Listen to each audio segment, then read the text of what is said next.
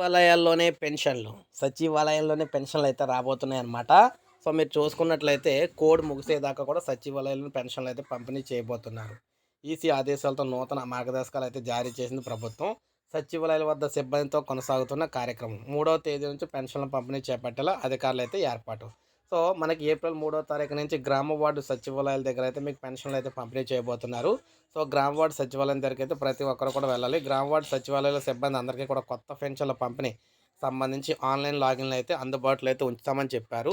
తమ మొబైల్ ఫోన్‌లో పెన్షన్ల పంపిణీ యాప్‌ను సిబ్బంది డౌన్‌లోడ్ చేసుకోవాలని సరఫరా ఆదేశాలైతే జారీ చేసింది. సో, సచివాలయ పరిధిలో పెన్షన్ల లబ్ధిదారులందరూ కూడా వివరాలు అక్కడైతే పనిచేస్తాయన్నమాట. అక్కడ కనిపిస్తాయి.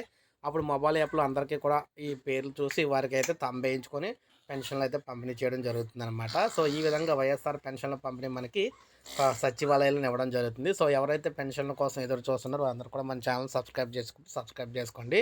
లేటెస్ట్ అప్డేట్స్ రకాల వీడియో రూపంలో అందిస్తాను. అలాగే ఒక లైక్ చేయండి.